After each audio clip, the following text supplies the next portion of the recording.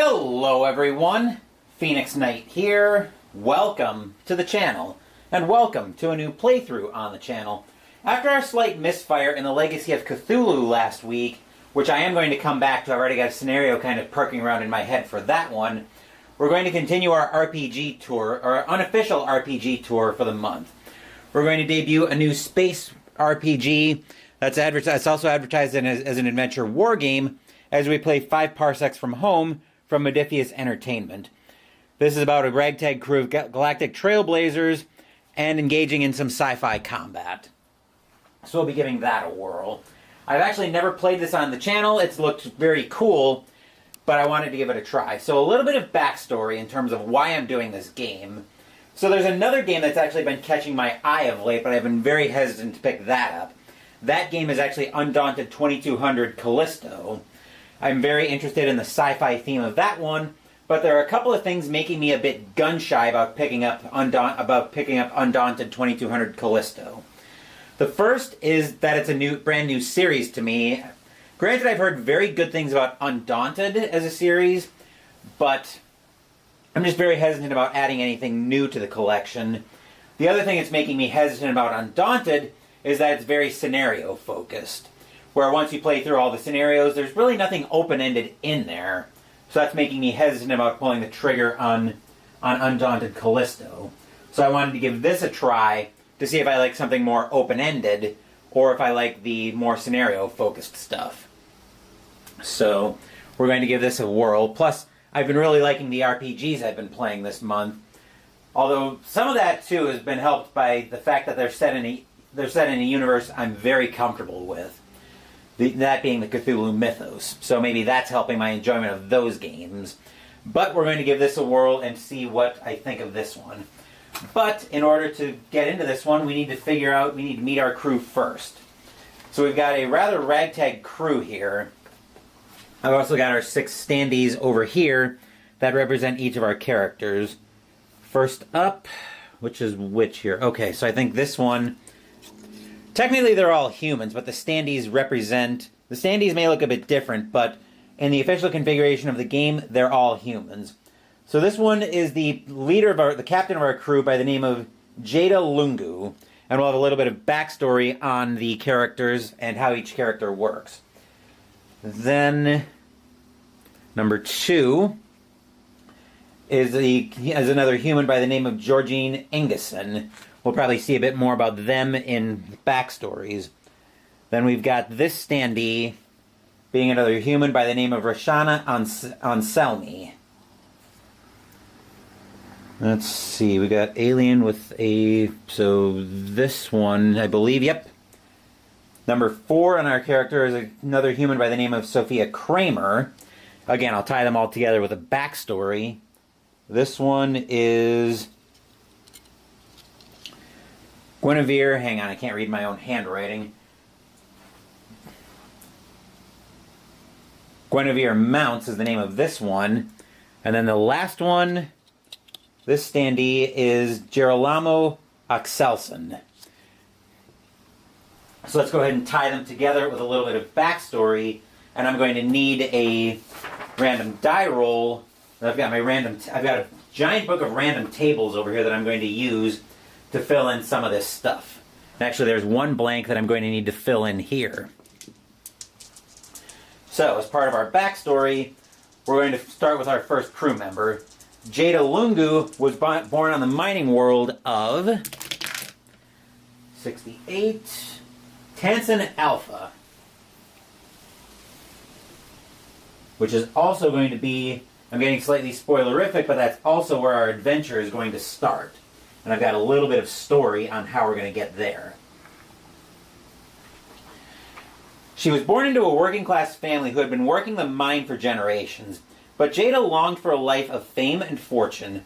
Eventually, her travels on Tansen Alpha brought her 2 of her best friends, Georgina Ingison and Guinevere Mounts. It also brought the 3 of them their ship, an alien vessel that crashed on their world. They discovered it on a salvage operation and then spent a lot of time repairing the ship and having to have the user interface translated. Between the repairs on the ship and having to translate the UI so they could use it, they ended up with a small debt of 19 credits on the ship. Once the ship was working, Jada, Georgine, and Guinevere left their world with the backing of the Mining Guild. Through the Mining Guild, they eventually met Girolamo Axelson. Girolamo was motivated by wealth as well as wanting to find a stable crew from his drifting days. Jada and company agreed to let Girolamo join their crew. Leaving the New World, the four of them eventually got caught up in a galaxy-wide war, having to run messages and packages for the Mining Guild. Through running these messages and packages, they eventually met Sophia Kramer from the Tech Guild. Sophia managed to get them out of a few sticky situations with her piloting skills, and Jada let Sophia stick around, as Sophia wanted to get away from the war. Besides, they needed a daring, skilled pilot, and Sophia definitely fit that bill. Roshana Anselmi eventually met up with the crew after trying to break into the ship when the rest of the crew was stuck in a port on a distant world for repairs. Jada was inclined to file charges on Roshana's breaking in, but she worked out a deal with Roshana where Roshana joined the crew to provide another slicer. So maybe there's a little bit of tension between Roshana and the rest of the crew. So now we're back on the world of Tense and Alpha. I guess the crew, well, we'll say the crew of friends, Jada, Georgine, and Guinevere came back for a visit. They had there was probably a death in the family or something. We'll say death in Guinevere's family. So that'll be our reason, as I'll write up a little bit of a narrative story for everything when this is all said and done. So, what we're going to do in this video, now that we've said a little bit of our backstory, is we're actually going to play one campaign turn. I'll show you in a second here how the campaign turn is going to look on the quick reference sheet. So we're going to go through each of these steps in order, and then we'll play one. Like I said, we'll just play one of these so I can see how the game flows and see if I think this is something I'm going to stick with, or if I'm going to start looking into Undaunted again. So there's going to be a lot of telling the story here. So since we're starting with since this is essentially the first campaign turn, we aren't having any planetary invasion. So just making notes I'm just going to make some notes for the story I'm telling later. No invasion, so we don't have to worry about that. Are we traveling? We're not going to travel because we still have the aforementioned death in the family that we're here for. So travel, no. Which means A, I need to take English lessons, but B, more importantly, I can skip over Starship Travel Event and New World Arrival Step. So all of that is going to be non-applicable.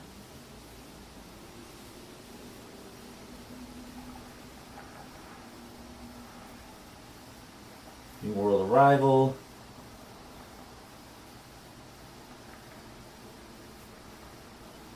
Okay. Going back to my sheet of notes here. Wait a second. I had some other notes that I had made here. Now I gotta track them down. Oh, was that what happened? I thought I made some notes, but oh well.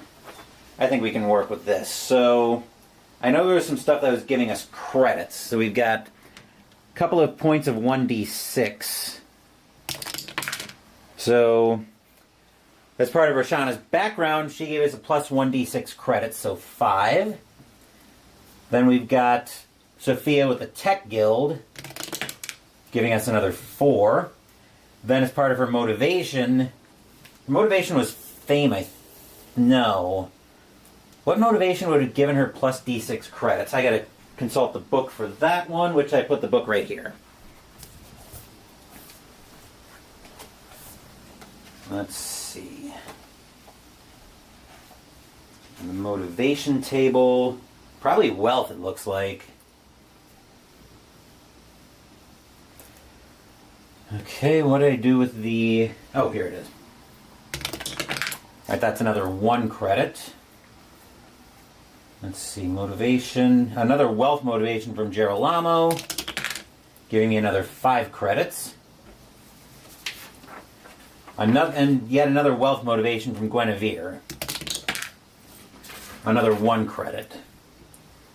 So from that, we're starting off with 10, 16 credits. Okay, now that we've got that sorted out. Alright, so we decided not to travel, which means we don't have the Starship travel events to worry about.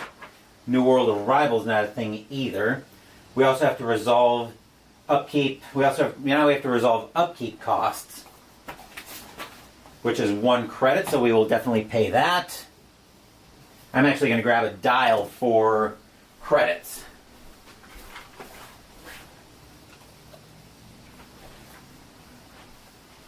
So now we're down to 15 credits. We can also make payments on the ship. We will pay... yeah, let's go ahead. So, upkeep. Done. Ship debt. Since we still have plenty of credits left, I'm going to throw 5 credits at that. We'll still owe... We'll go back up to owing 14 credits on the ship. Actually, we had a debt of 19 credits, that's right. So down to 14, we'll actually still owe 15 credits, since interest is a thing. We don't have any repairs or medical care that we need to worry about. So now we can assign... So no repairs or med care. So crew tasks. We can send each of our crew members out on different tasks. So where are my characters? Oh, characters are over here. Jada, Georgine,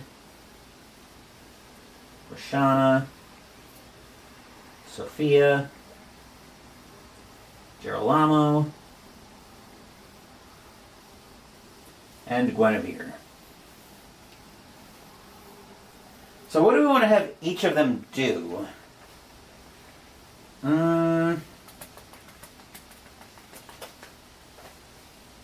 Well, we've got a couple patrons already with the mining guild, with the mining and tech guilds. So I don't think we need to worry about anything there. So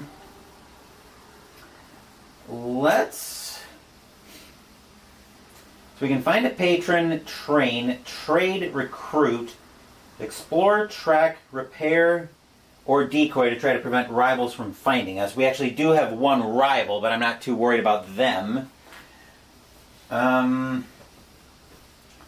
Well, let's send at the very least Jada and...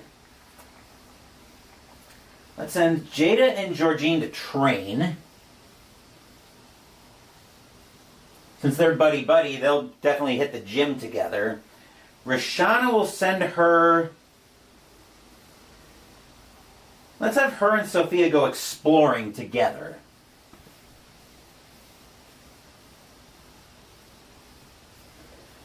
Let's see. We'll send Girolamo on...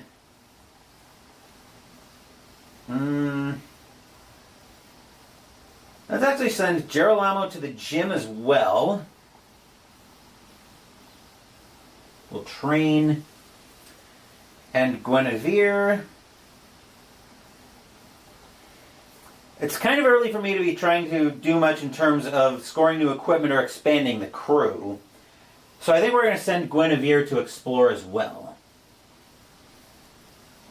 Alright, so now we assign and resolve crew tasks. So for our training crews, we can also train as a task, earning 1 character experience. So Jada, Guinevere, and Girolamo will all pick up experience. And I believe those were our 3... Nope, not our 3 buddy-buddy characters. Alright, so exploring, roll on the exploration table. Alright, so we'll have Roshana's exploration. Let's see what happens here. We need to make a, looks like a D100 roll. So for Roshana, 52. So I'm rolling on this exploration table, and a 52 is, I don't have a gambling problem. Discard 1 item from the character's equipment or crew stash, and the soulless ignore this event. Roshana, you knucklehead. That, I definitely see that playing into the story.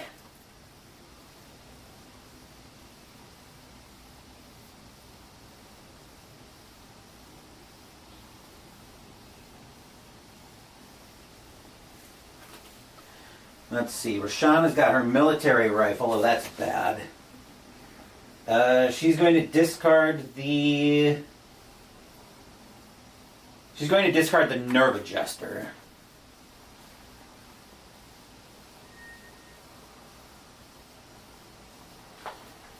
Okay, Sophia with her exploration roll next. Hang on, I got to adjust the credit total down to 10 since we made a pretty big payment on the ship. Let's see, 87. Offered a reward. When fighting this campaign turn, select a random terrain feature. If a crew member moves into contact and spends a combat action, you can retrieve a package and earn 2 credits. Okay. Alright, so that's offered a reward.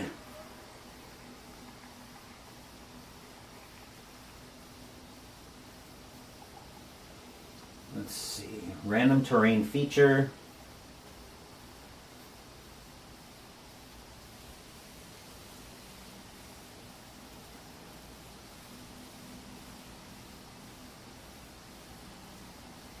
Combat action, package for 2 credits.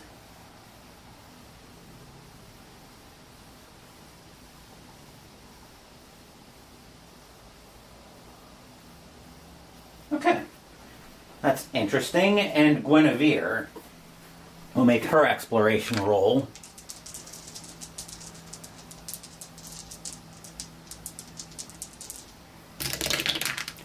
For a 45.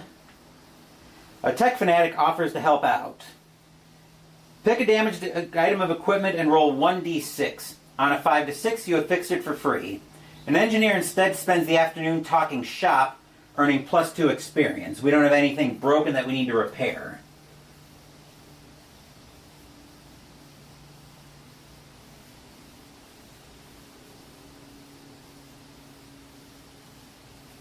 Tech fanatic offers to help out.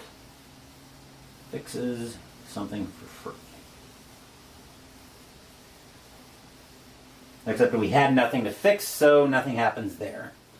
Now we have to determine our job offers. Oh, looks like we assign equipment beforehand. Okay. So determine job offers.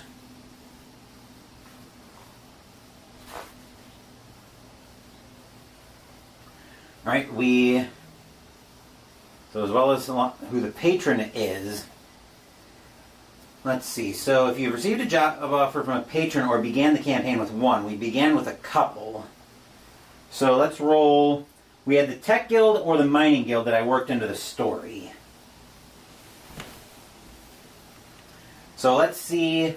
So first we need to determine more about the Tech Guild and about the Mining and Tech Guilds.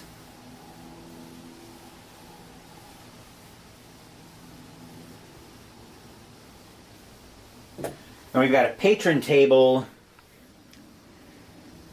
here that we'll be rolling on. So probably the Mining Guild was something that was on Tansen Alpha, where we were starting.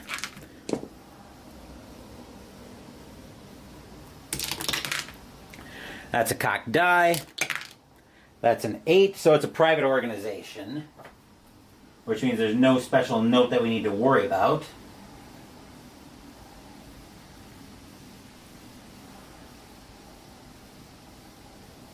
And the Tech Guild that brought us Sophia.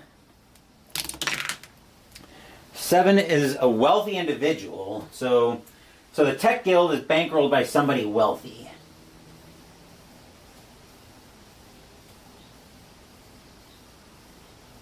So that's what we know about them. Who's making this offer? So let's determine which one. Well, let's determine which one is making the offer first. We'll roll a d6 for that. Evens will say the Mining Guild is making the offer. Odds the Tech Guild is. That's an odd, so the Tech Guild is making this offer. Alright, so now we're rolling for the danger pay. Rolling a d10 for each table, okay?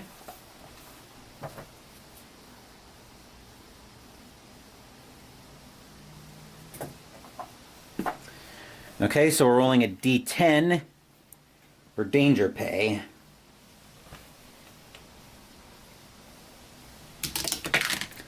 Danger pay on this one is an 8, so plus 2 credits.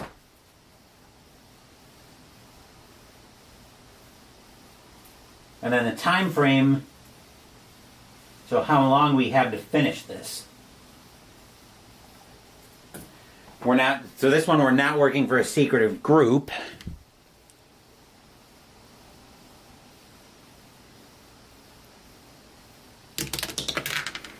A 10 means something we can do anytime.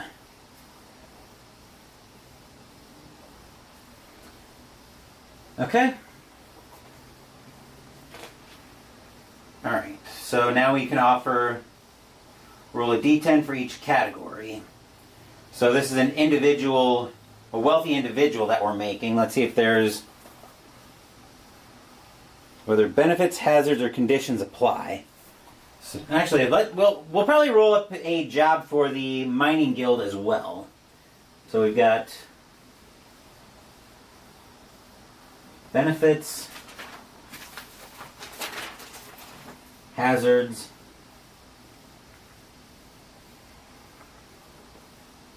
conditions. So now we're rolling on this table for each of them, and now I could probably benefit from having some extra d10s,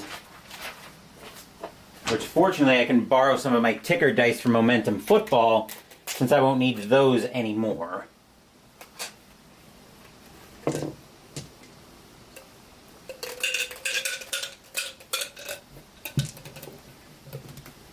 Okay, this will actually work.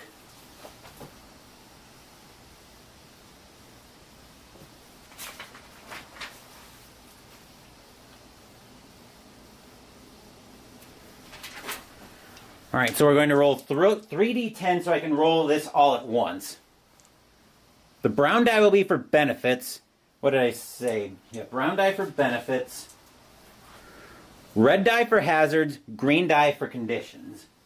And with a wealthy individual, I want to see 5+ on benefits and 8+ for hazards and conditions to apply.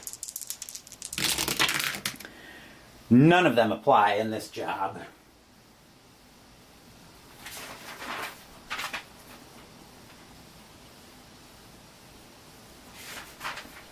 Alright, is there anything else we need to roll here? No. So now we can roll up a job. Let's go ahead and roll up a job for the Mining Guild as well. Who knows? Maybe we'll end up with a... job that's better to take from the Mining Guild. Danger pay. Actually, we got to figure out what the... Oh no. We did that already. The Mining Guild is a private organization. So danger pay, time frame,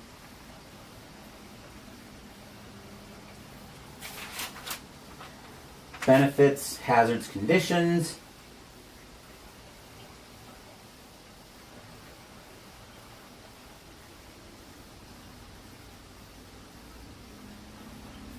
Actually, odds are I could probably roll all of these at once.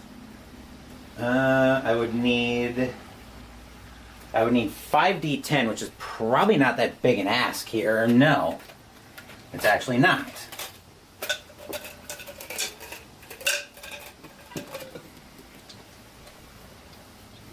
So we'll add 2 more d10s to that. We'll go gold, black, brown, green, red. Or brown, red, green.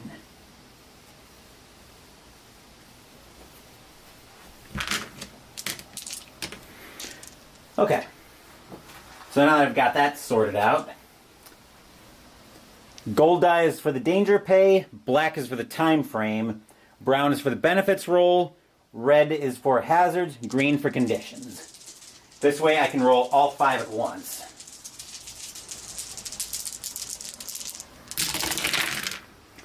Okay, 3 on the danger pay is +1 credit. Time frame is 1, so I've got to do this one this campaign turn. Let's see, benefits. Let's see, this one was a private organization, but I don't think any of those are going to apply. Brown is no, no, and no. Okay.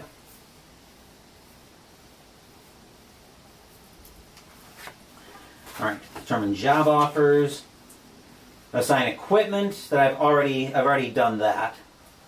You may find rumors in play.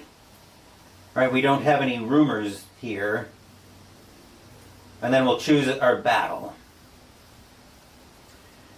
So we're going to, right, so rumors, didn't have any rumors.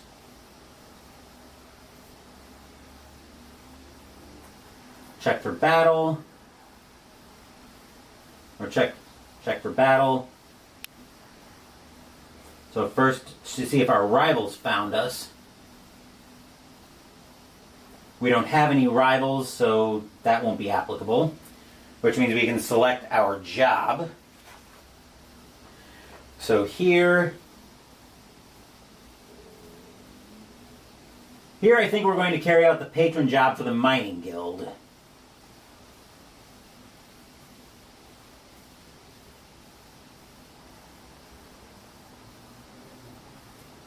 Okay, we're going to bring everybody in for the battle. Then we need to set up for. Right, so we need to set up deployment conditions.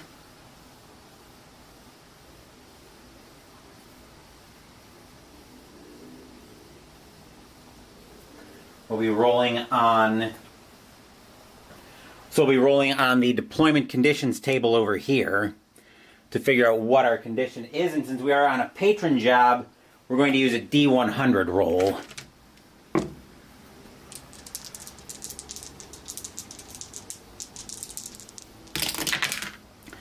That's an 88. So we're caught off guard. Everybody acts in the slow actions phase in round 1.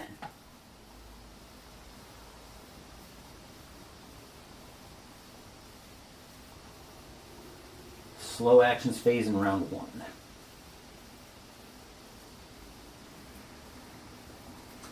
Alright, then we have to determine. Okay, we're not worrying about any. Oh, we do have some sites that we have to worry about. So we're still on a patron quest.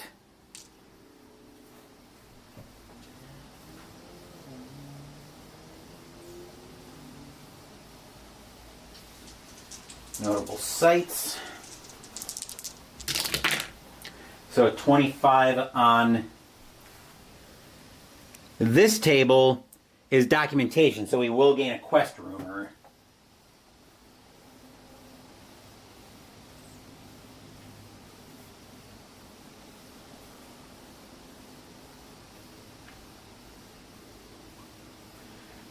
Okay, now we have to determine the objective.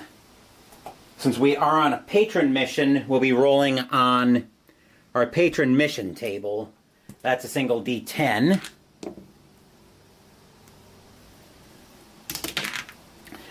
Nine means we have to fight everybody off.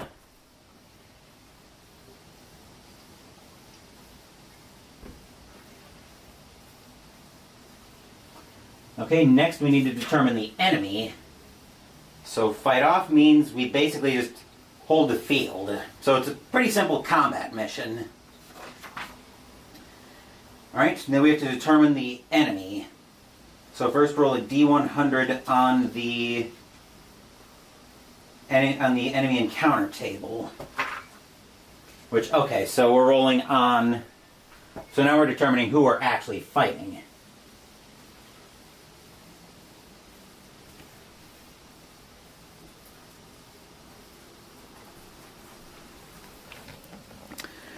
So this is the table that we're rolling on next. That's a D100.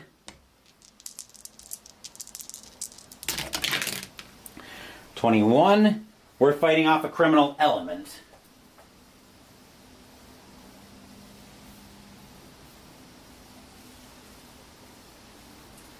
Which brings us to the criminal elements subtable, so we're facing some sort of outlawed enterprise or faction. There's an increased chance of a bounty. Okay, and we are trying to hold the field, so... Okay. Alright, so first we're going to roll to see if there's a bounty.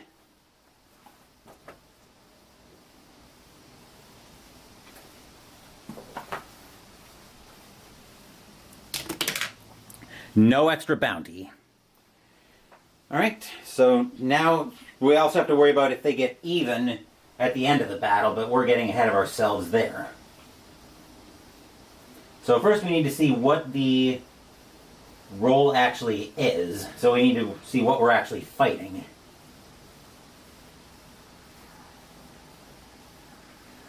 Which looks like it's going to be a D100, yes.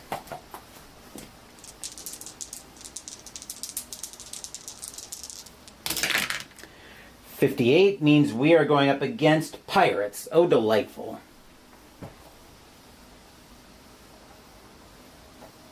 Which, to note about them, let's see, panic 1 to 3, speed 5, combat skill plus 0, toughness 4, AI probably aggressive, yep, and weapons 2A. So one thing to note here is loot, we gain an extra loot roll if we hold the field. So basically if we drive them off.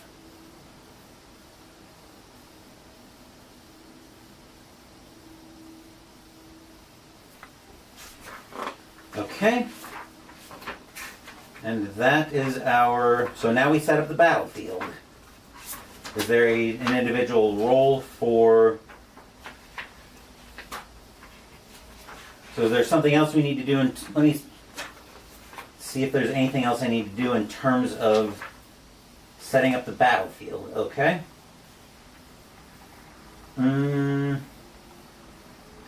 So it looks like here... Looks like here we just are going to want a map here. Unfortunately, I've got a... Let's see. Okay, so... In the enemy table... Right. Is there any kind of role that they have on...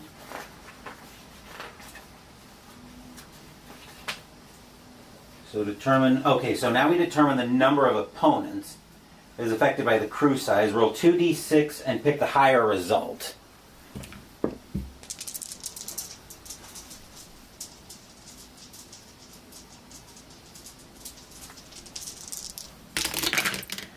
That's 5 pirates that we are fighting against. Okay. Actually, 5 plus, was there a plus to that? Yes, there's a plus 2, so we're actually fighting against 7 pirates.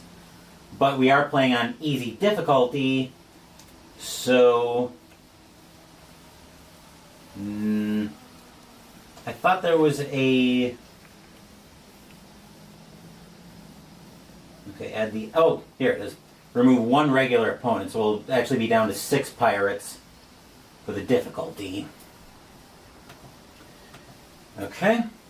And then specialists and lieutenants. Looks like one specialist will be present. Are not additional figures. Okay, so we have one specialist. And then unique individuals.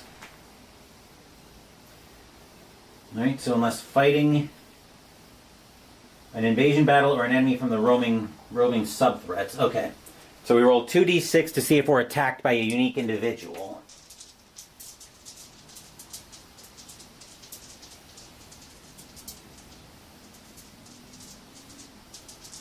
And on a 9+, we are. That's a 7, we are not. Okay, so piecing these clues together, maybe... So I guess now I've got to decide what kind of map I want for this. So I guess piecing these clues together, maybe we're on our way out. Maybe we've gotten back together after a day of exploring the city, and there's been a pirate attack of some kind. So these pirates are basically seeing us kind of come out from doing our own thing. Maybe they've tried to ambush us on the ship. And they're just trying to steal the ship, basically. So now we need to play some terrain. So if we're looking at the shipyard, I'm gonna be a little bit as I look through my books of maps to see what I've got that might suit my purposes for that. And actually, I see a map here that I think is going to do very nicely for that purpose. Oh yeah, that map will be absolutely perfect. So let me see if I can find it in here.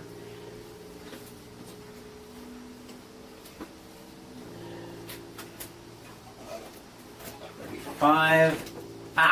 Here we are. This will be perfect. Let me get the dice tower. Actually, let me bring everything out of the way here.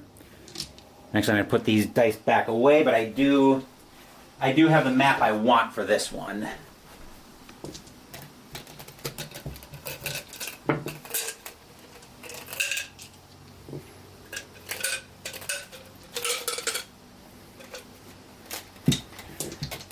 You can go back in here. Come on. I did not think I put this cork in this. There we go. I was going to say, for the dice I pulled the extra D10s out of, I didn't think I put it down that tight. Oh, my neighbor's already at it. Fun, fun. Alright, so I'll bring our crew figurines, or crew standees, over here for a second. Mostly so I can put the map that I selected down for this battle. This is actually a giant book of maps. I've got a set of maps for more traditional RPG as well. So this is actually a giant book of cyberpunk battle maps that I got because I was looking for a set of sci-fi maps by Loke Battle Mats, but I wasn't able to find it. I've also got a couple of books of more traditional battle mats that you'd use for something like Dungeons and Dragons or something like that. So that might be something I look at later on. Okay, so now we need to get 6 pirates, one of them being a specialist. Let me see what I've got in my collection of standees over here. See if I can cobble something together. And I think I can... Oh yeah, I can easily from this. So I need 6 of these. I'd like to find one with a blade if I at all can help it. So, actually that's one that I definitely want. So story...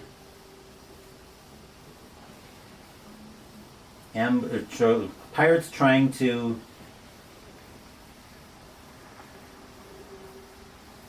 steal ship, and we have to fight them off.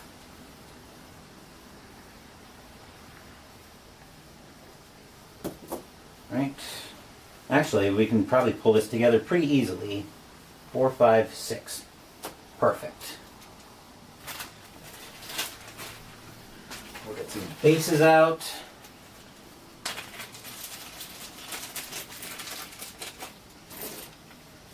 Let's see, 6 bases, that'll do. Okay. I think this one's going to be our specialist.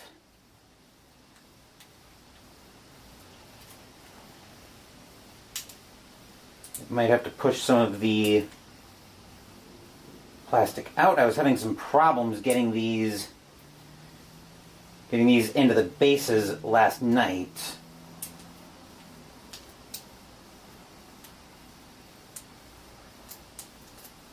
Okay, looks like there's an extra little bit of plastic in there that I've got to push out. So there's one. So this is us, and I'm putting together our enemies right now. So bear with me while I get our enemy standees on their bases.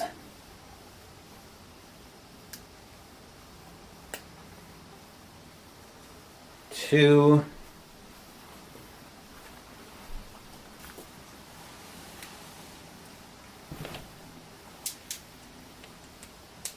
3.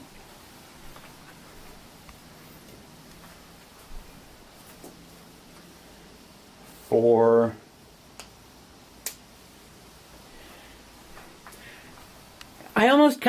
Part of me almost wishes that that Brotherwise Games, the people who make Call to Adventure, would come out with like a sci-fi, with a sci-fi focused game in that world.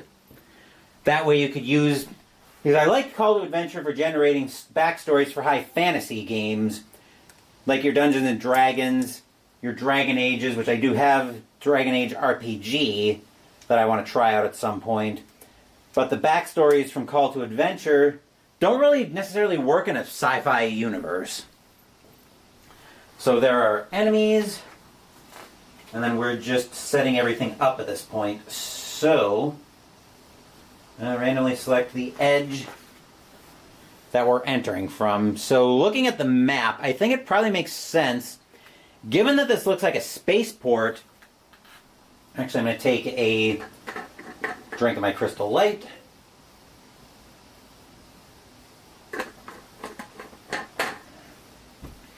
Given that this looks like a spaceport,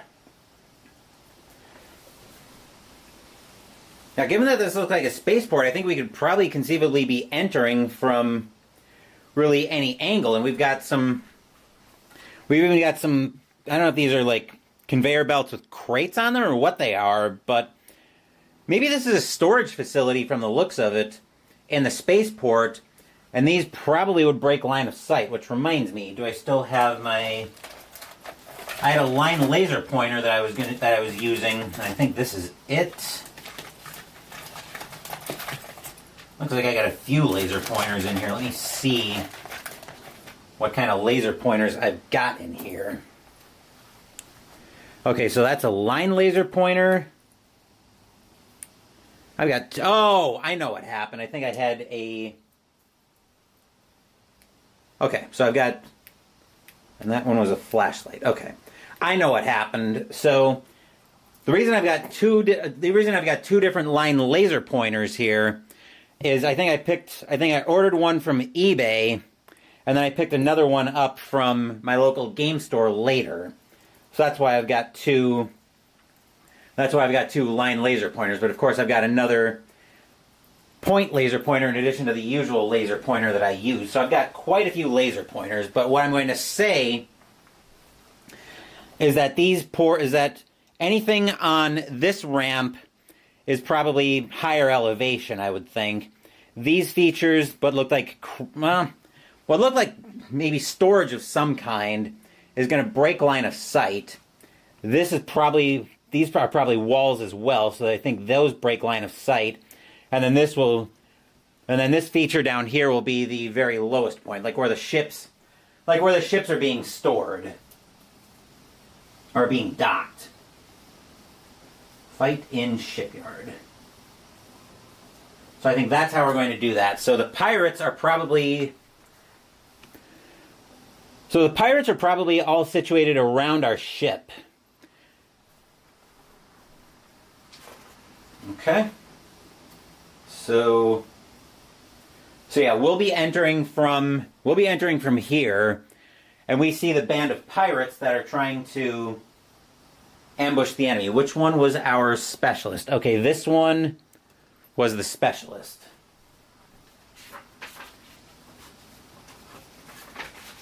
Wait, we need to roll for what the enemy is armed with.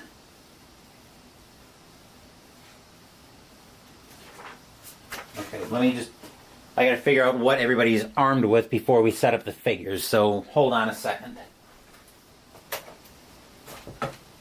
So, armed with... Okay, which rolls on... So what's the weapon on... Enemies with an aggressive AI carry a blade in addition to any weapons. Roll once below, then roll for the specialist weapon if available.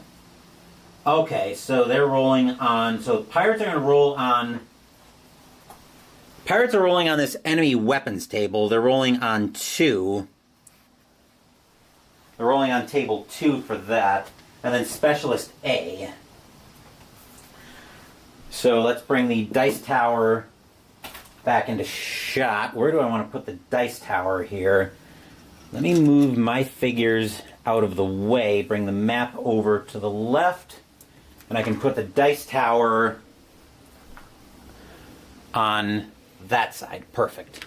That's usually where I have the tower for Momentum Football anyway, so that'll be handy.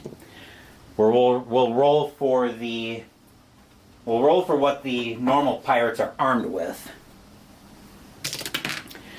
4 says they're armed with military rifles.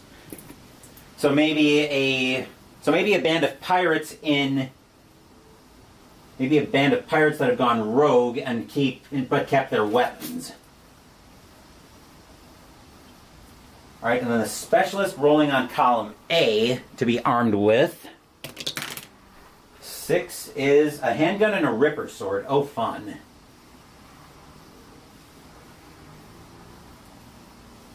Yikes.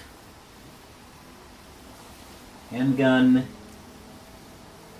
and a ripper sword. That seems like it's gonna be fun. Fortunately, we didn't get ambushed by we didn't get a unique individual here, which actually probably would have worked for the story pretty well. All right, so now we've set up the battlefield. Now we're setting up the enemy figures. So we're coming in. So maybe as we're coming in, we start to see something. So we see the band of pirates around our ship. So there's so remember, this was our specialist that we designated earlier. So we'll set him there.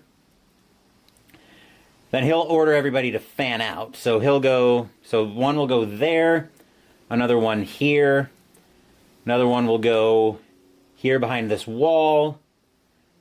Then we'll have one kind of bumbling out in the open, and the other one will go over here. Then we'll set up, ensuring no figures from opposing forces are within 18 inches of each other at the beginning of the game. So I believe since we're using a map book, let me just double check here. Since we are on a grid, moving 1 space is assumed to use 1 inch of movement. So we want to make sure we should have plenty of space here. Actually, let me just see. 7, 8, 9, 10, 11, 12.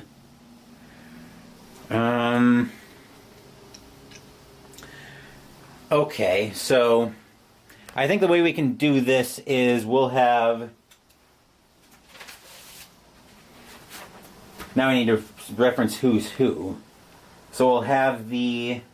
So who are our melee characters? Looks like Jada... So this one was Jada. She's going to probably be on this side. We'll put her down. We'll put her up here. As she's heard something and she's gone to hide. try to get more information about it. Then, who is our other melee? I think she's the only one that's mainly focused in melee. Everybody else is from range. We'll have... Let's see. We'll have Georgine. Actually, Jada, Georgine, and... Who's the other one who went training with them? Girolamo. So these three were together. So these two were together with Jada. So I think they're going to go... So I think we're going to put Guinevere... Actually, no. This one's Girolamo. So Girolamo, I think, is going to go over here. We'll put Georgine down here. And then the other three are coming from the other side. And I just heard something on Facebook, so bear with me. Okay. Now for the other three.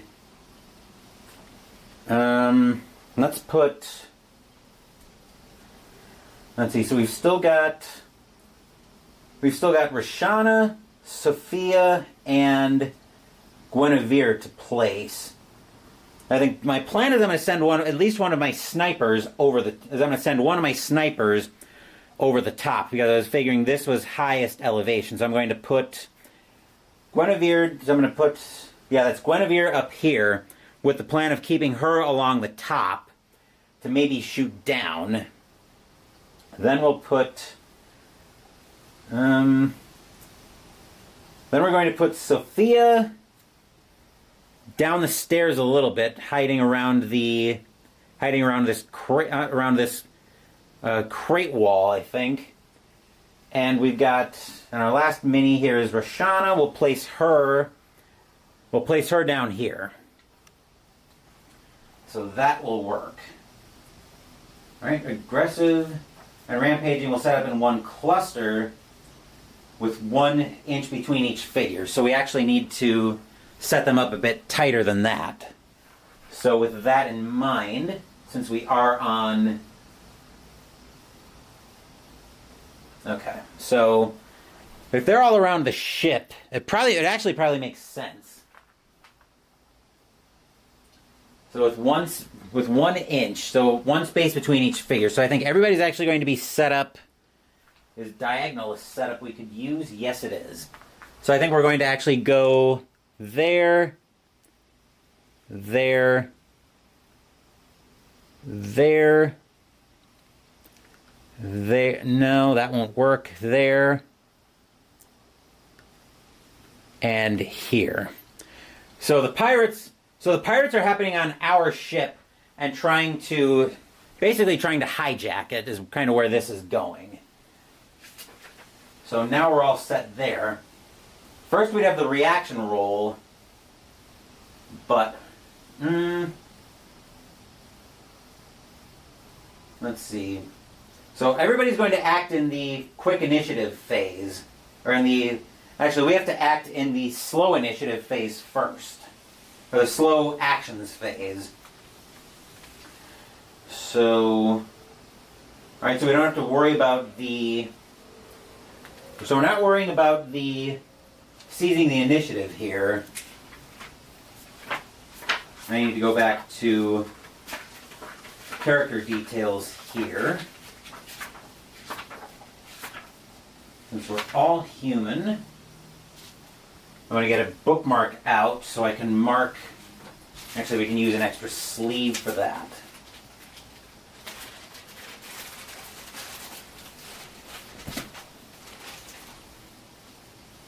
Okay. Alright, so we don't have the initiative in this case, so we have to act in the slow action phase. All right, quick actions. So the first thing you need to roll a number of d6s. All right, so I will be pilfering some of my dice from Momentum Football. I only need to pilfer 3 for this. So that'll actually work out. Okay. Alright, so we would roll for that, but we don't worry about that. Equal to or below their reaction score. Where would the reaction score be? 4 crews with reaction ability scores. Oh, reactions are 1 for everybody. Okay. Right, so we're all acting in the slow phase. Okay, so we have enemy actions. There should be a table for battle events, which we're not worried about. Alright. Let's see, okay. How do we determine what the enemy does, though? Is there... With movement and combat action procedures, see pages 41 and 44. I would assume that since the enemies are way out of range, right, I may move up to their speed. So everybody's got a speed here of... What do these pirates have? These pirates had a speed of 5 inches. So that'll be 5 spaces, essentially. I'm going to grab another bookmark for that. Alright, so we've got the actions. First up we've got the enemy action first. So is anybody within range to fire? Everybody's got military rifles. Those all fire in 24 inches. Can anybody see any of them? So it either would be move or fire. So let me look.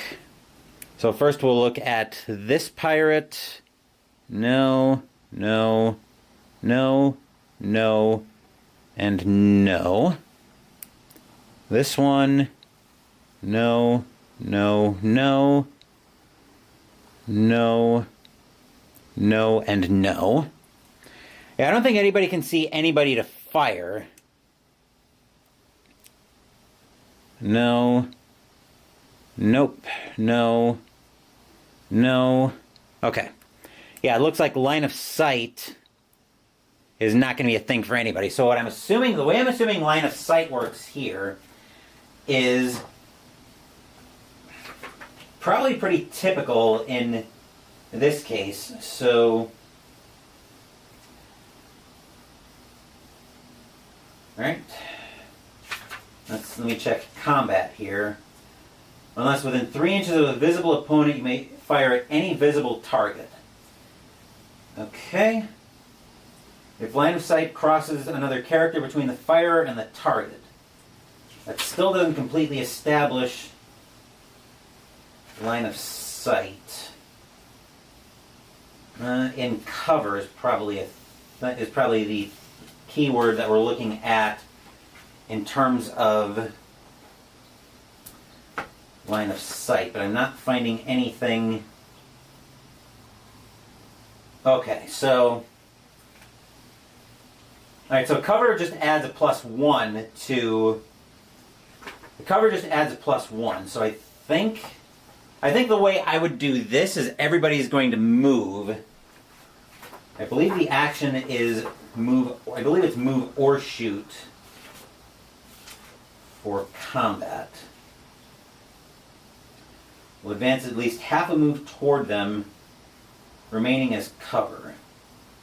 Remaining in cover. Okay, so this pirate down here will first dash, trying to get close to somebody. So we'll have her move 1, 2, 3, 4, 5, 6, 7, trying to get as close as she can to Roshana. This pirate will also move 7. Don't know who she's trying to get to. 1, 2, 3, 4, 5, 6, 7. Probably trying to get to Roshana. This one will move 1, 2, 3, 4, 5, 6, 7. Trying to get over there. Actually, no, he can't. He's already moved so he wouldn't fire. Then this one will go, spread them out. 1, 2, 3, 4, 5, 6, 7. Let me make sure diagonal movement is something that can happen in this game. It seems like diagonal can happen, but I'm not completely sure about that. Diagonal movement.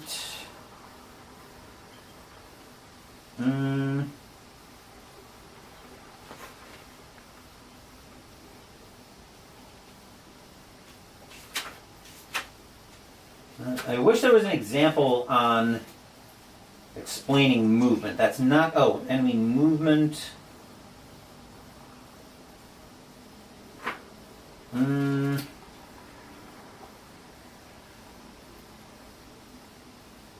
I'm going to presume that diagonal movement is a thing in this game. So that's what we'll go with. Then he will move one... Actually, let's move him 1, 2, 3, 4, 5, 6, 7. And then this one will move 1, 2, 3, 4, 5, 6, 7, trying to stay in cover. Okay, then we will move, and then we'll actually do our actions at this point. Let's see. So what do we want to do here? Jada is going to be looking to... Actually, now that I look at it, it looks like we could definitely have Girolamo take a shot at this specialist, because that is a clear line of sight. He's got the military rifle, so 2, 3, 4, 5, 6, 7, 8, 9. Yeah, he could take a shot at that. He could take a shot at that specialist. And all of these have 4 health. So yeah, let's go ahead and have Girolamo take a shot at that specialist. We need a 5+ to hit. So we're rolling a 1d6 plus combat skill, which combat skill for humans, since everybody's a human, is a +0. We'll get that die out. That's a 3, so no hit there, which means Girolamo has gone for the round. And looking at our other characters, we've got Georgine, who very easily could shoot at this pirate. So she will take that shot, and within 6 inches, 1, 2, 3, 4, 5. Okay, so she needs a 3+ to hit.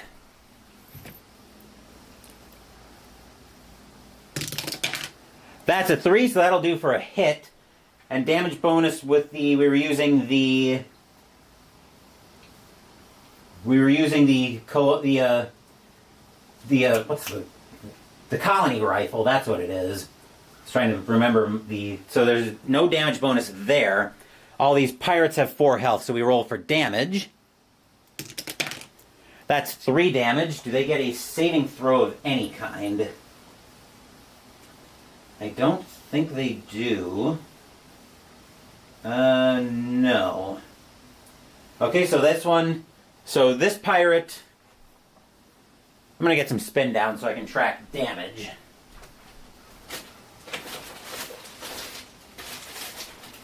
Actually, I don't need spin downs for this. I'll just use different colored dice.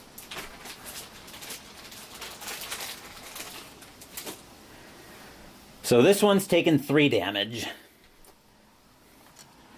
Which also means that Georgine has gone. Now looking at Roshana, she could probably take a shot at this pirate. No. No shot there either, because that passes through line of sight.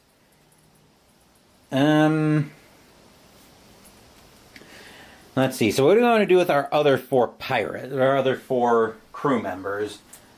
Let's have... May move, then make a combat action. Okay, stun figures may move or.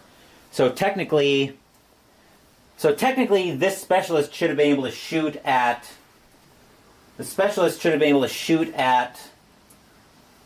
which one was that? Should have been able to shoot at Girolamo. The specialist was armed with a handgun and a ripper sword. Handgun from 12 inches. So yeah, he could have definitely taken a shot with that. He would need a 5+ to hit, though. Which that's a 5, so that would have hit for 2+. Handgun does 2, actually does, right. Handgun, 12 inches, no damage bonus on that. So that will do, that'll do 4 damage, yikes. Hopefully our toughness as humans is not, toughness is actually 3, so he's already a casualty. So we'll mark him with a, what do I want to mark him with? We'll mark him with a 6 on the black die, just to indicate that he's a casualty. Okay.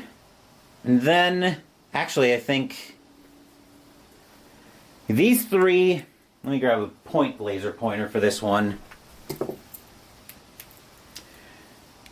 These 3 still, actually, these 4 still wouldn't have been able to take a shot. This one, I think this one would have been able to take a shot. Right there. Yes, would have been able to shoot. Would have been able to take a shot at Georgine. So we'll retcon that slightly. Needs a 3+ to hit. That's a 1, so no harm there. As for the rest of our team, I'm going to have, let's see. So we're going to have Jada's all the way up here. Jada, I think, wants to get in.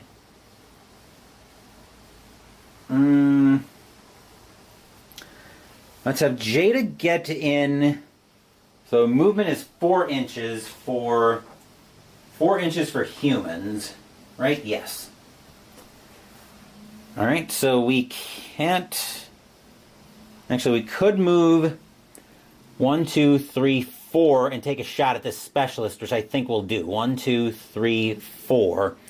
I want to try to get her into range for a brawl roll, but she's going to take a shot with a handgun at the specialist. Needs a 3+ to hit, which that's a 1, so no hit there, which means Jada's done. Now looking at the rest of our team, we've still got Roshana, Sophia, and Guinevere to go. So I think we'll have Roshana go.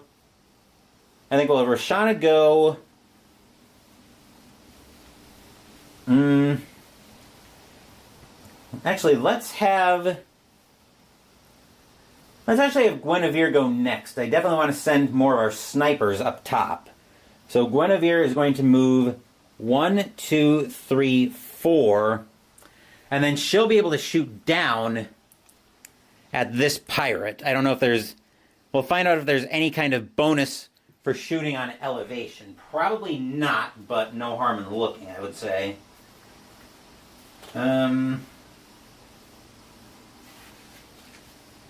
Yeah, I don't think.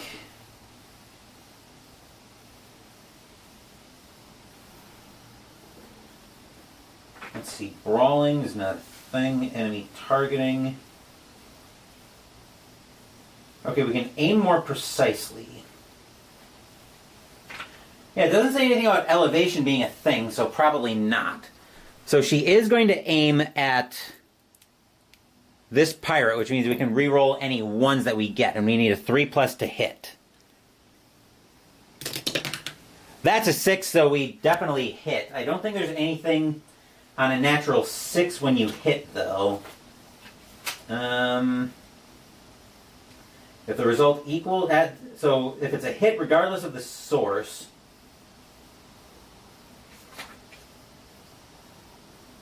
Okay.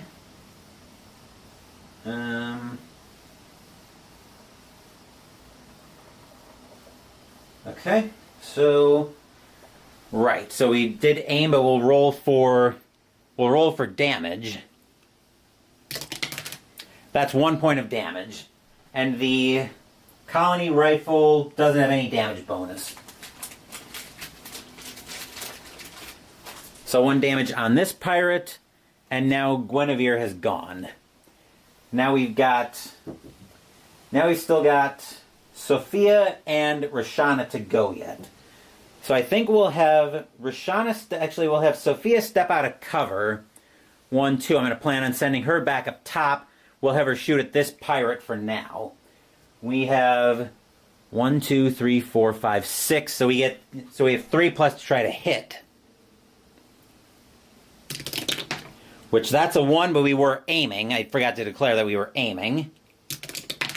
That's a 5, so we hit him for... Wow, 6 damage. So he's been obliterated. He's off the map.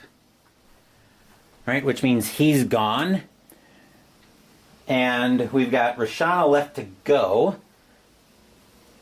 So she's going to step out there and shoot at this pirate. And we are aiming once again. That's a 4, which is enough to hit since we were definitely within 6 inches. 1 point of damage, though. That's not what I wanted to see there. Which means everybody's gone at that point. So next we've got... Okay, during the... So actions... Alright, the enemy, at the end of each round, the enemy will test morale. Well, a number of dice equal to... Alright, so we'll stand everybody up before we go into end of round details. Except for our characters who bit it. So now we roll for... If the enemy fails their test, so probably a morale test we're looking at? Oh no, panic range. Panic is a 1 to 3. So every die... Okay, roll a number of dice equal to the number of figures that were removed due to combat this round. Every die that falls within the panic range for that enemy type indicates one of them will bail. Alright, so on a 1 to 3, somebody's going to bail. That's a 2, so somebody is going to bail. Apply each die. Oh, okay, so... Looks like every die that falls indicates one of them will bail, so apply each die to an enemy figure, starting with the figures closest to the enemy battlefield edge. Morning, Doug, how's it going? So this pirate is going to bail out because of is going to bail because somebody bit the dust. Okay? So since we still have enemies on the field, we loop back. And we will... So we don't get to see the initiative because it's the second roll. We will make a note, though, round 1. We had... Who was that one? That was the dwarf with the machine gun, I think? Yes, Gerolamo became a casualty.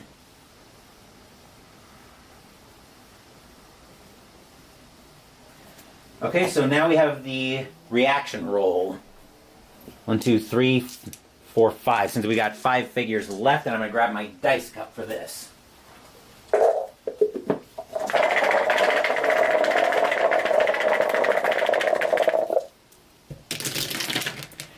Okay, so we've got 2 1s, a 4, and 2 6s. What that translates to here is anybody that's assigned a 1 will get to act in the quick actions phase. Any equal to, or, okay, so I'm going to have, let's see, looking at that, I'm going to assign a 1 die to,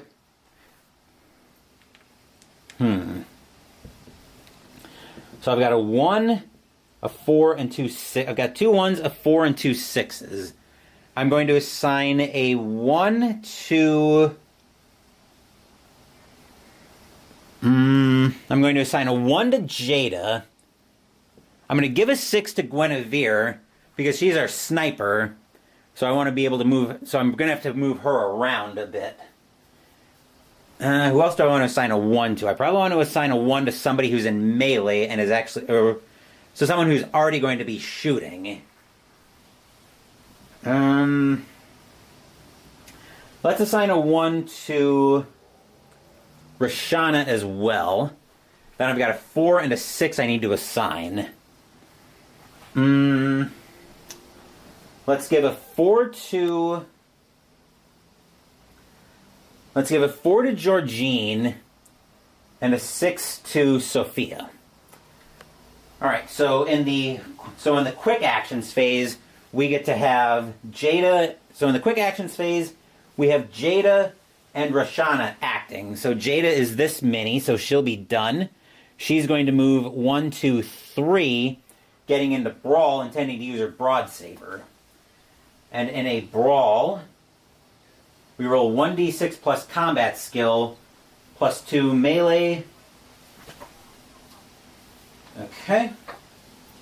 So combat skill here is a 0, but we are rolling plus 2. So looks like the loser is going to take a hit. So 1d6 plus combat skill. All right. The specialist the specialist does have a Ripper sword, so we need to be very careful with that. We'll roll the brown die for the brown die for us, the white die for the specialist that we're against in there. We've got a plus 2 to the roll, since we are in Brawl. Actually, I believe that's for both of them. Let me double check that.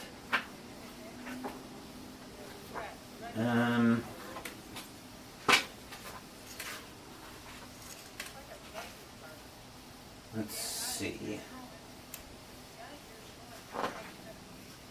Alright, Brawl. Creature's combat skill plus 1. Okay, so it looks like... Okay, no plus combat skill, I don't think. No. Okay. Let's see, Brawl. Okay, so it looks like it's just a straight roll. Creature has a melee weapon, which we have a melee weapon, so we get a plus 2 for that. Actually, we both get plus 2 on this. The loser will suffer a hit. 6 plus 2 is 8. 5 plus 2 is 7, so we win, which means the pirate specialist will be suffering a hit for health there, and will suffer 5 points of damage, which is enough to eliminate that pirate. So we'll be rolling at least 1 die in the panic phase. So Jada's done. Our other one was Roshana.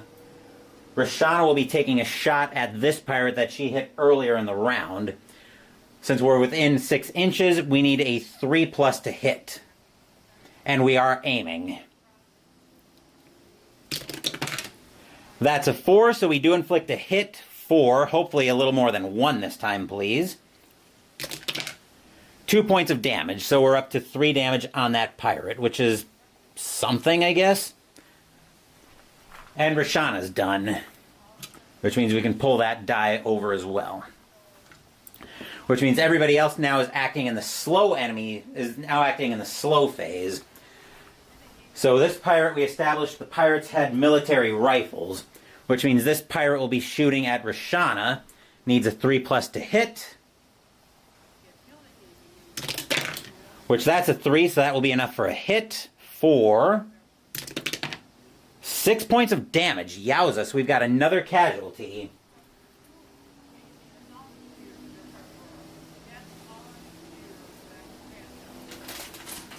That's not fun.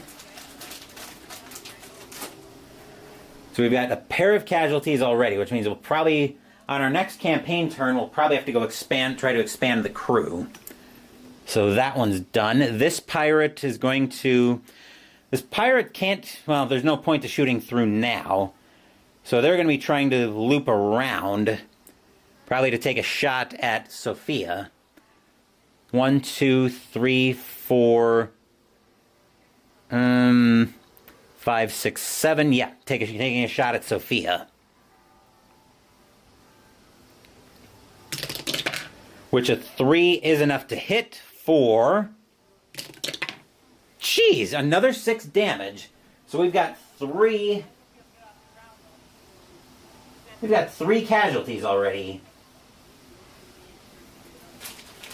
This crew's getting decimated.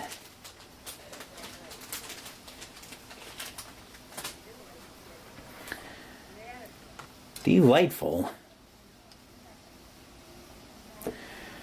Okay, that should be...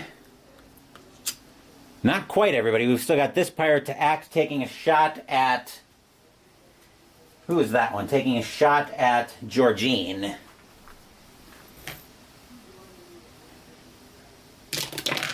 With a 2, that's not a hit. Thankfully. Alright, so we've still got... So now we've got Georgine and Guinevere yet to go. So what do we want to do here? Actually, Guinevere can see down to shoot at this pirate, so that's what she's going to do. She's got her colony rifle that she can shoot with, and we are going to aim. Because of course we are. Oop. We need a 3+ to hit. That's a 2, so no hit there. That's unfortunate. Actually, I can probably just do that. And then looking at Georgine, she's going to take a shot at this pirate, and we are going to take aim.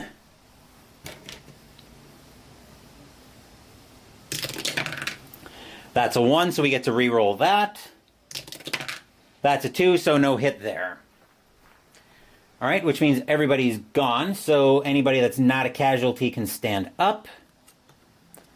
And now we're rolling 1 die because the pirates lost the unit in combat for the panic roll. 1 to 3. One pirate's going to run away. That's a 5, so nobody flees.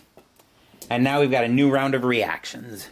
Except we've only got 3 pirates left, or 3 of our crew left.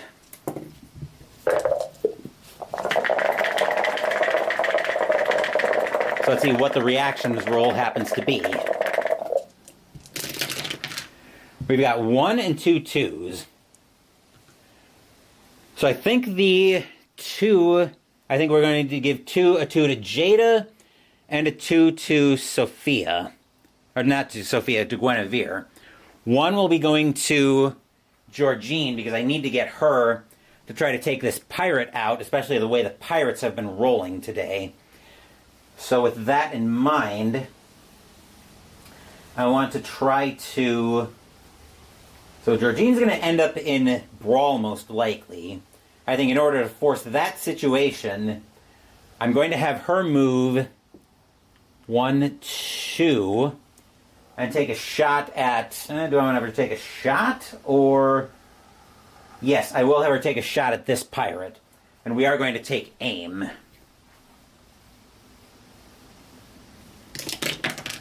That's a 1, so we get to pick that up and re-roll. We were using the colony rifle. That's another 1, so I believe it's only 1 re-roll if we're aiming, so that will most likely end up being a miss.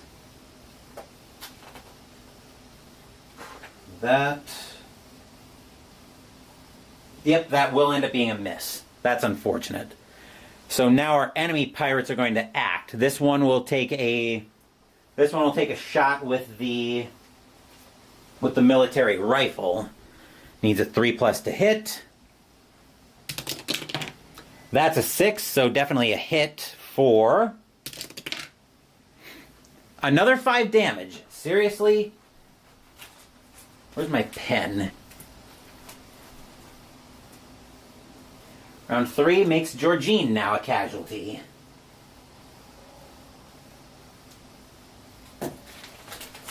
Yeah, this is totally going well. Alright. And then we've got this pirate's going to take aim at Guinevere. Needs a 3+ to hit. Which that's a 5 for 1 damage.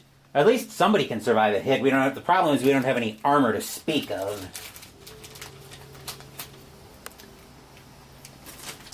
Let's see. I wonder what toughness...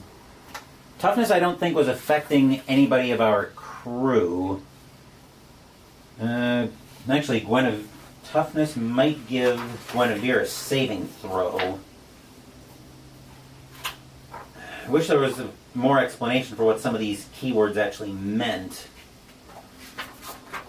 No, I think toughness is just their health. Yeah, toughness is just their health. So Guinevere actually has 5 health. That's what that means. So Georgine, yeah. Some of these were pretty ugly rolls. So yeah, Georgine's got 1 health on her. Then for this pirate, She is not going to be able to get in position to do much of anything from the looks of it. 1, 2, 3, 4, 5, 6, 7. And then shoot up, probably. Actually, she wouldn't be able to shoot up if she dashes. That's probably fine, though, so she's going to try to get after the sniper in the team. As for Jada, we'll have to have her dash. 1, 2, 3, 4, 5. Actually, let's... Now that I look at it, I think we can have her... Does she have a... She's got a handgun. So I think we can do that. 1, 2, 3, 4. Shoot at this pirate. We need a 3+ to hit since we are in range. And we're aiming, and that's a 6. So pretty much any roll is going to wipe that pirate out. That's a 2, so that pirate's gone. So we are rolling a die on panic.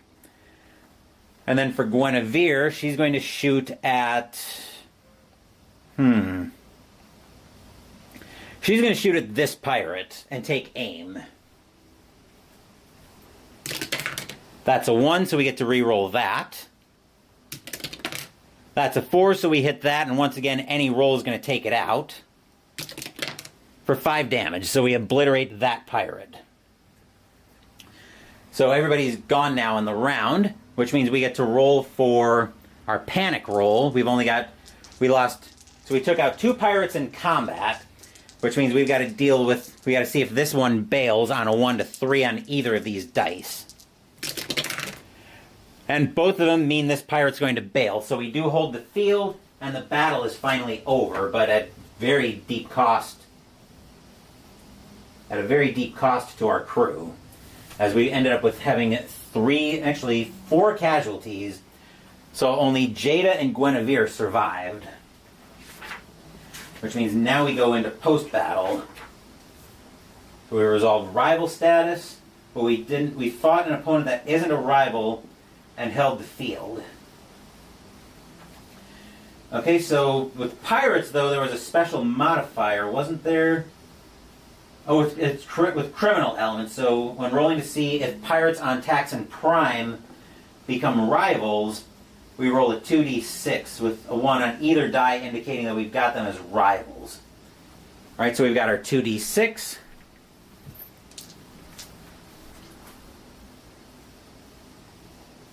Pirates on tax and prime. Rival roll.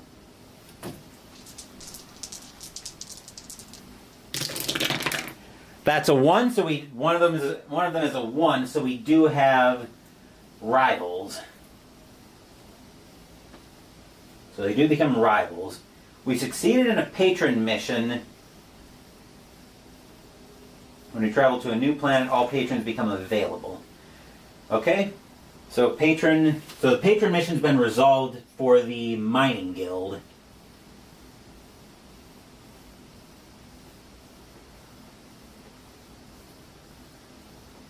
Which means we will get the... So we also get a quest rumor, but we'll come back to that. Which I believe from this one we had +1 credit on that. So we earn... Okay, we didn't have quest progress to worry about. So we earn 1d6 credits in pay. And we add +1 to this because of the patron mission. 1 + 1 is 2 credits.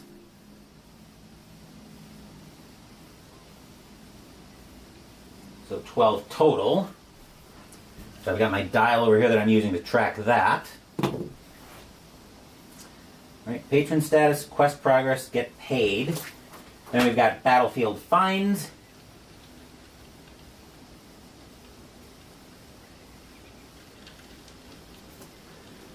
All right, since we did hold the field after the battle, we can search for anything on the field. So we actually get to roll, we actually get an additional loot roll once we get there. All right, so battlefield fines, we're rolling on this table now. We get 1d100 roll.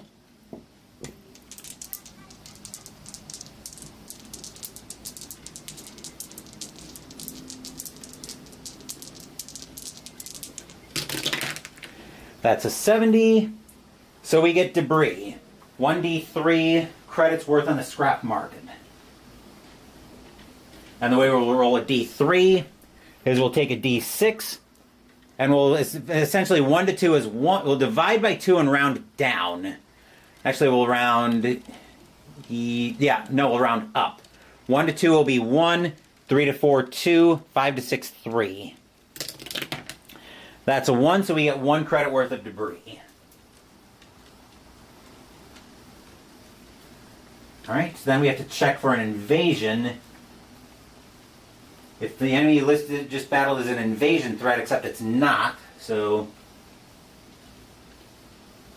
invasion, not a threat, so we don't have a roll there. Now we roll on the loot table, and we get a second roll because of the pirates that we were rolling on, so we were going to page 131 on the loot table, so we get 2 rolls here. A D100 roll. 30 is damaged weapons, so we're going to need to repair these.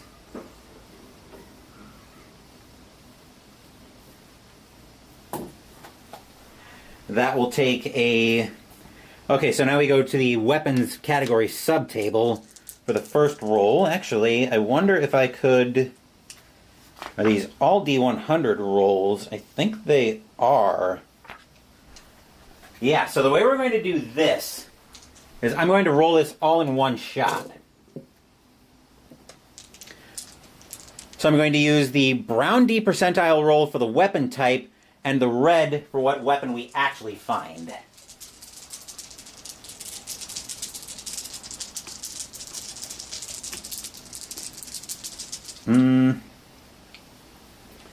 Oh, then the category. So it looks okay. So it looks like we need a third set. We shouldn't. No. Okay. All right. A 96 is grenades, and 89, 3 dazzle grenades.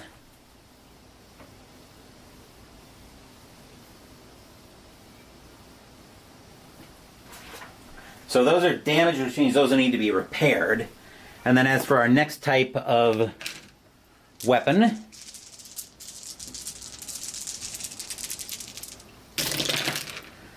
$15 is slug weapons, and $45 is another colony rifle.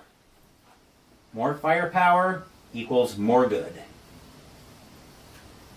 Okay, and now remember we had a second roll on the loot table because of pirates.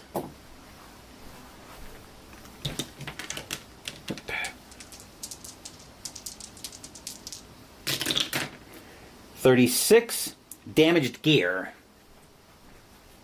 So we get 2 rolls on the gear table as well, but the gear we get is going to take repair as well. So now we're on the gear subtable, and we'll roll that the exact same way that we just rolled for the damaged weapons.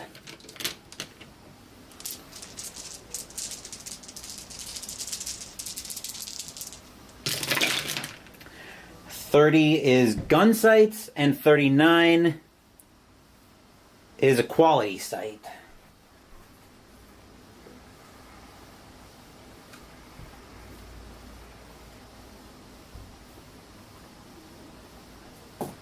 Alright, then the next roll for that .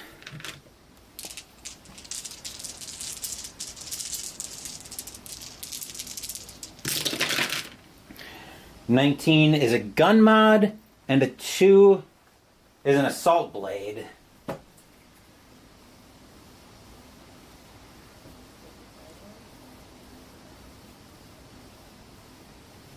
Okay, now we have to determine injuries and recovery.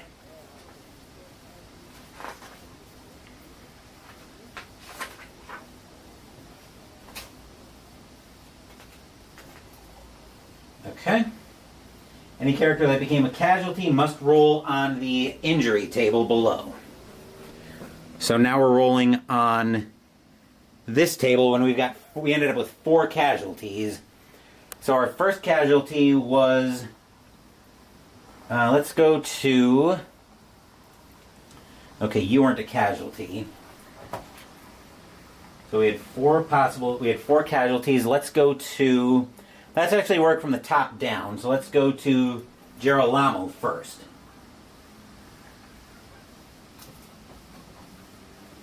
All right, so now we're on the injury table.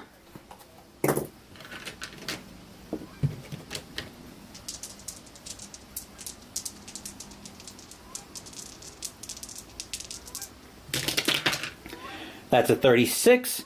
Crippling wound. Requires 1d6 of surgery immediately, or suffer a -1 permanent reduction to highest of toughness or speed.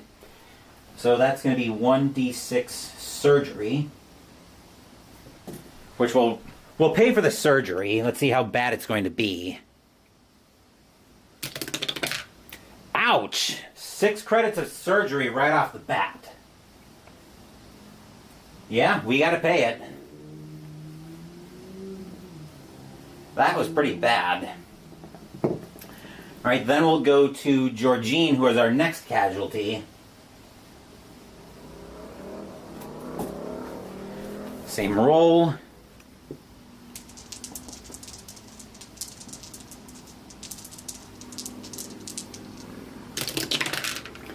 $93, knocked out, so no long-term effect. Oh, we also have to roll for campaign turns in sickbay for Girolamo. One campaign turn in sickbay, so Girolamo's out for the next turn. Alright, as for Georgine, knocked out, no long-term effect. Let's see what that translates to. Was merely knocked out. Okay. Must have got knocked silly. Okay, that actually worked out pretty well for us. Next casualty is Rashana.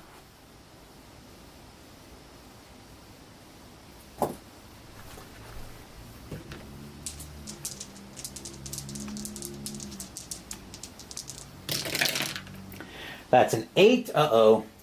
Death or permanent injury. Dead or removed from the campaign. Yeah. Well, now it's the same thing, so we're just going to call her dead. And our last casualty was Sophia.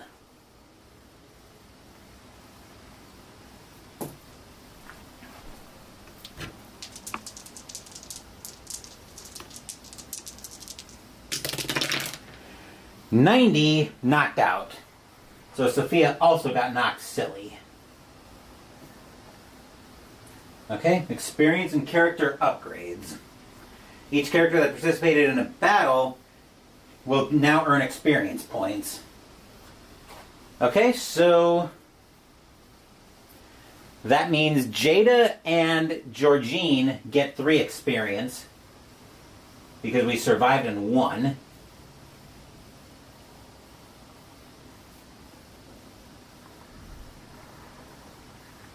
And everybody else except Rashana, Girolamo, Georgine, Sophia get 1. Okay, and we could potentially do any upgrades, but nothing that we want to do right now, not with this little experience. Alright, invest in advanced training, which I don't think we're going to do because we need more credits for that. Purchase items, we're not going to purchase anything right now. Okay, so advanced training, just making a note in my logbook. Item purchase, no. Then we'll roll for a campaign event.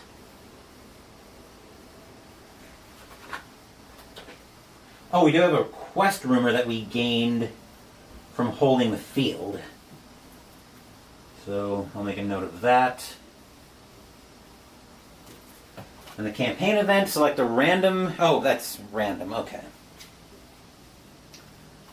Let's see, so now we're rolling on the campaign event table. So we're rolling on this table among more others. There's actually a few more in there.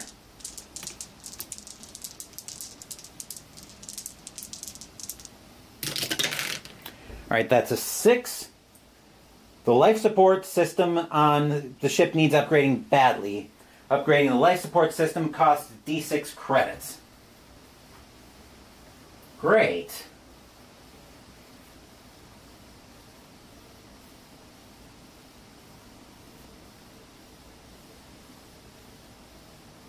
And costs. That's a D6. That's, geez, another 5 credits. Which, once again, we have to pay it. We don't have an engineer on the crew either, so we can't modify that. We're down to 1 credit. Which means we're not leaving tax and prime on our next campaign turn when that comes around. Okay, so now we have a character result. So the pirates probably damaged the life support system in the carnage of the battle. So we'll roll for. So the way we're going to roll for the character event is season ticket style. Once I find my ones die, we'll roll the d6 for the character affected. If we roll who is dead. If we roll Rashana, which is a 3, we'll re-roll that. And then we'll roll the D100 for the actual event. Okay, that's a 2, which means Georgine will be affected on a 55. The scars tell the story. If the character was injured in any way last or this campaign turn, they earn +2 experience. So Georgine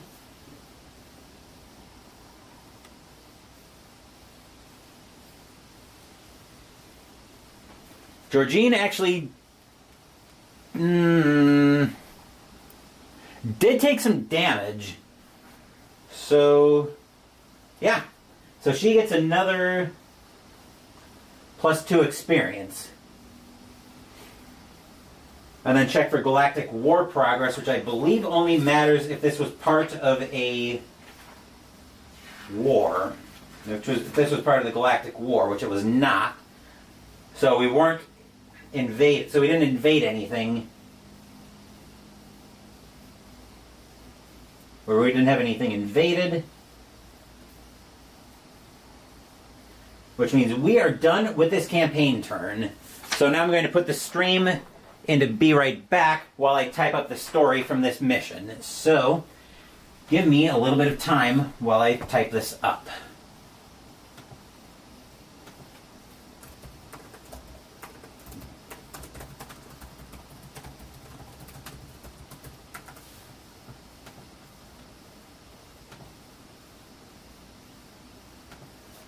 Okay.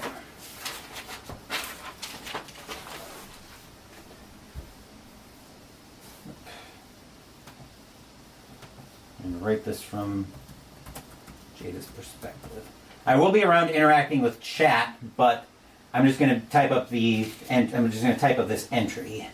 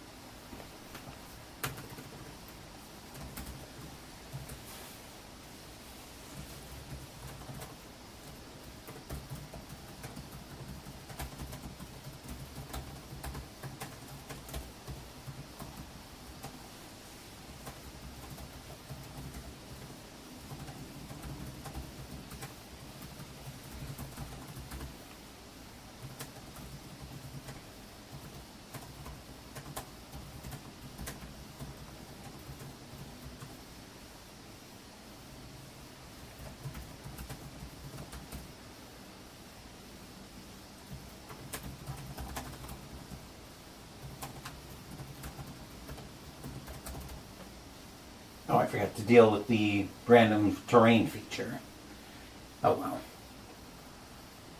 We probably would have somebody would have acted on whatever was there anyway, so we'll just call it, so we'll just get the package for 2 credits. We'll pretend we acted there.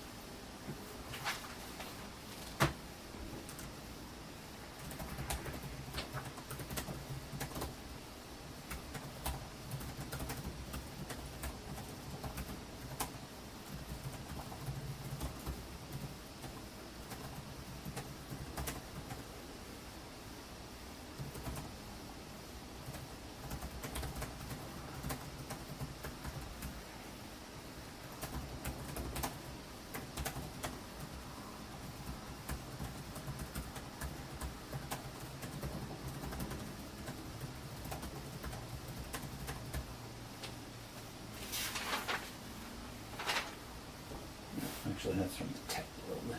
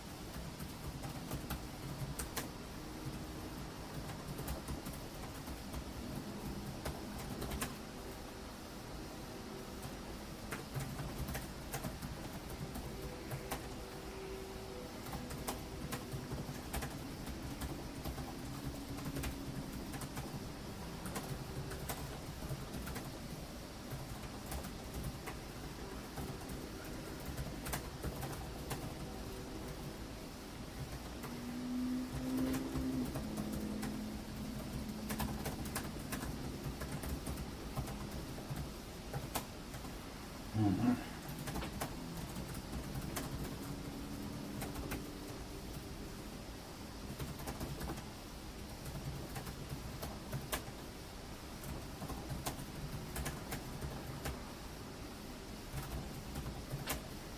Let's see, is Sheena Slicer joined later? Yes, she was.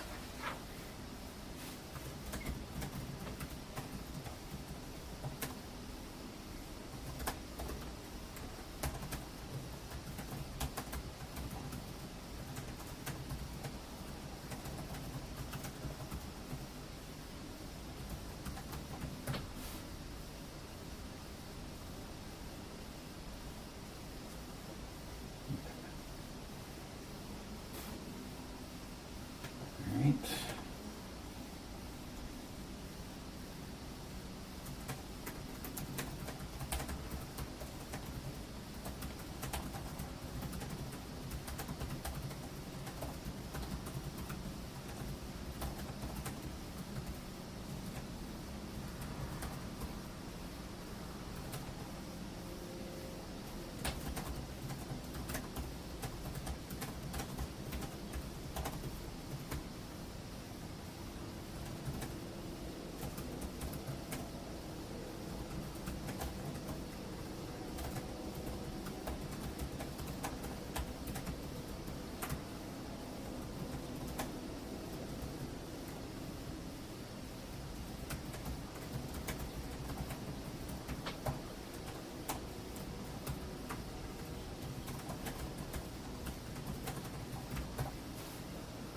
Okay. So now that I've got all that clacked out, we'll have our after action report for today's mission, once I get the notes back up in Notepad. Okay, so I'm writing this from the Captain Jada's perspective. We found ourselves back on Tansin Alpha for a death in Guinevere's family. We all were planning to attend the funeral. Fortunately, there was no invasion as we landed on the planet. We paid 5 credits toward the debt on the ship, but we still had 15 to go. Georgine, Girolamo, and I all decided to go to the gym and train. Roshana, Sophia, and Guinevere decided to go exploring the city. And let me tab back over to chat. Okay. As Guinevere was from... What? Oh. As Guinevere was from around here, she was their guide in exploring the city. I heard that Roshana got into a game of sabacc and lost our nerve adjuster, and I was not happy to hear about that. Sophia heard something about something on the stairs in the spaceport that was hiding a package. As for Guinevere, one of her old friends was a tech fanatic and wanted to help out with repairing some of our gear, but we didn't have anything that needed to be repaired. Eventually, our comms buzzed with some job offers on this planet. From the Tech Guild, we heard about a job on here that we could do anytime, but it had an aspect of danger to it. As such, they were willing to pay more for it. Unfortunately, the Mining Guild's job was a bit more pressing. They wanted us to attack a band of pirates. Fortunately, the pirates actually came to us as they tried to hijack our ship after the funeral. We were caught off guard by this, but we saw a bulletin board that we wanted to come back to. We just wanted to fight this band of pirates off as this was the objective of the quest. We saw that there were 6 pirates, all armed with military rifles. So we surmised that this was a group of ex-military pirates who had left the military but kept their weapons. So we had to fight them off from hijacking our ship. We finally managed to drive them off, but Girolamo, Roshana, Sophia, and Georgine all fell in battle. The pirates fled the battlefield after Guinevere and I managed to drive them off, but the last pirate shouted that they wouldn't forget this. I suspect we haven't seen the last of them on Taxon Prime.